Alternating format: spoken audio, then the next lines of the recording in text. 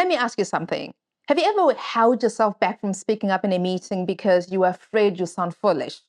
Or passed on an opportunity, a promotion, a chance to lead, even an invitation to share your story because you didn't feel ready? Or maybe like me, you've sat in a room filled with powerful people and thought, do I even belong here? If any of this sounds familiar, you're not alone. Confidence, or rather the lack of it, is one of the biggest reasons people miss out on opportunities that could change their lives. And I know this not from theory, but from my own journey. I've worked in some of the world's most demanding environments, from London to Geneva, and eventually as a senior advisor in the United Nations in New York City. And despite all these accomplishments, I must say that confidence is something I've struggled with at every single stage. Even sitting at the highest tables of power, whether with world leaders or Fortune 500 CEOs, I had to work on my confidence daily. Because here's the twist most people don't realize. Confidence isn't something you either have or don't have. Confidence is a skill, a human skill, one you can learn, practice, and strengthen over time. And today I want to share 3 lessons I wish I could have given my younger self, lessons that might help you improve your confidence forever. But first, if you're new here, hi, I'm Elizabeth. I'm a leading humanitarian, former United Nations Senior Advisor, and the author of the book, Human Skills, The Power to Connect. On this channel, I share practical tools to help you build stronger relationships, grow in your career, and navigate life challenges using practical human skills.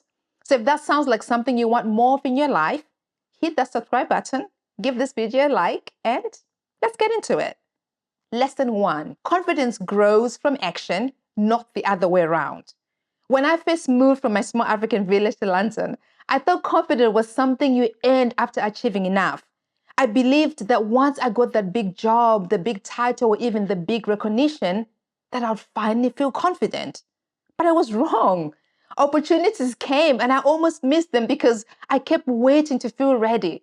For example, early in my career, I was once invited to give a talk at a big conference, and my first instinct was to say no. I thought, who am I to stand up there? What if I fail?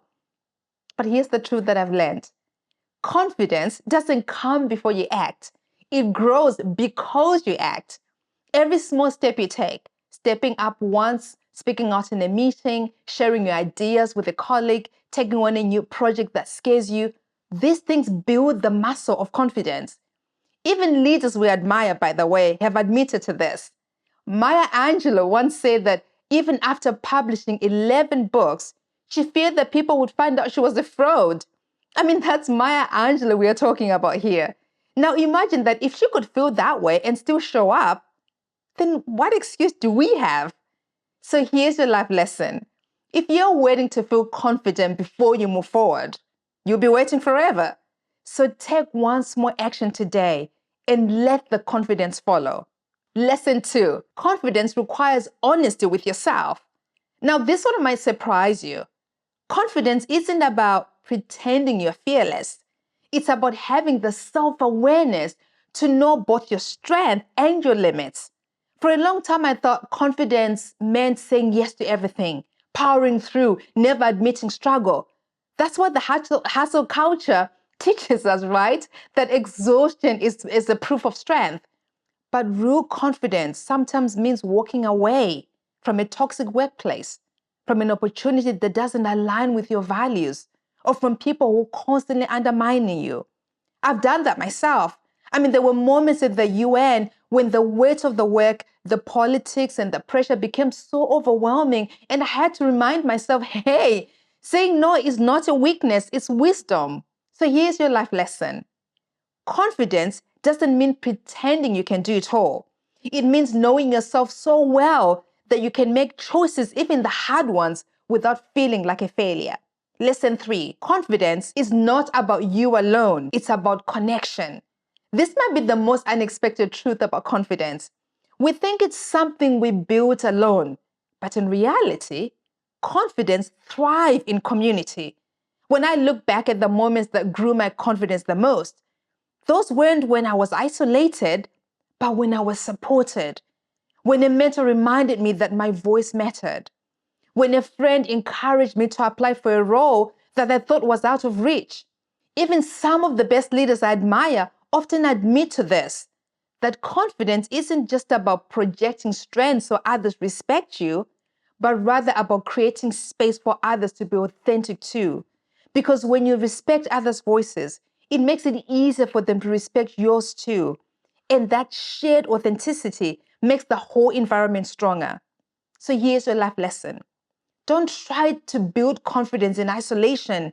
Surround yourself with people who remind you of your worth and be that person for others too. To recap, if I could write a note to my younger self, it would say this: stop waiting to feel ready. Take action and let the confidence follow. Even now as a leader, confidence is something I have to practice every single day.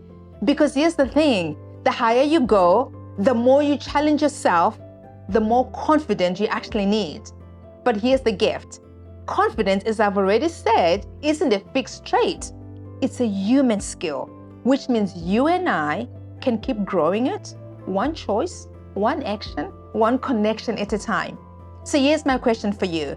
What's one moment in your life where a lack of confidence almost held you back? And what's one step you can take this week to reclaim that confidence? Drop it in the comments. I would love to hear from you. And if you're wondering how to actually build confidence in your daily life, in this next video, I will share 3 concrete practices you can use to strengthen your confidence step by step. So just keep watching.